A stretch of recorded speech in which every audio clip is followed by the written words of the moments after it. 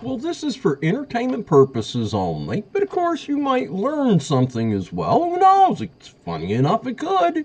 And I don't remember if it's the drones or the orbs that we're not supposed to say, because they like to delete these things. Although many places you can walk outside and see them, you just can't say these things for whatever reason. Like, if you're speaking about somebody that is no longer living, you got to tell the people that they became unalived or no longer sucking air. They're pushing up daisies or something. You cannot say what actually took place because we don't want misinformation, my friends. So we've got to make up things to keep our videos from being deleted. We have to become liars.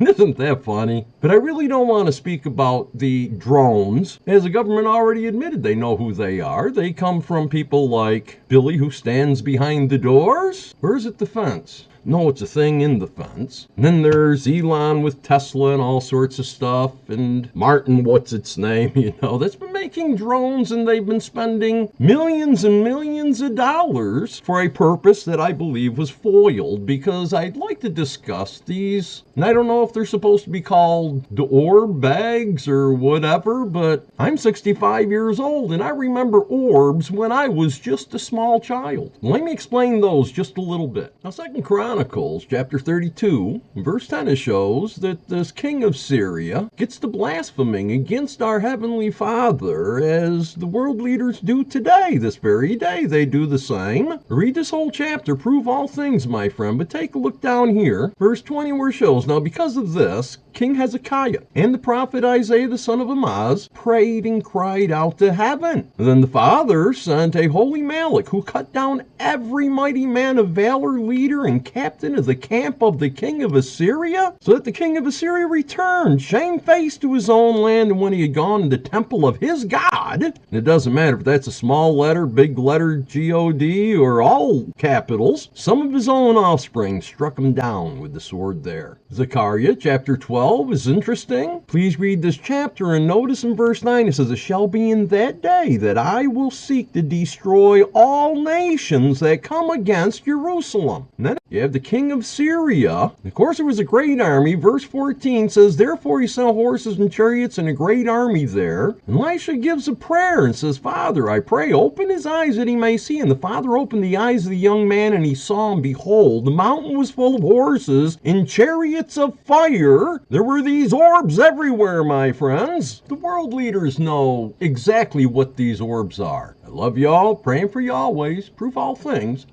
Bye.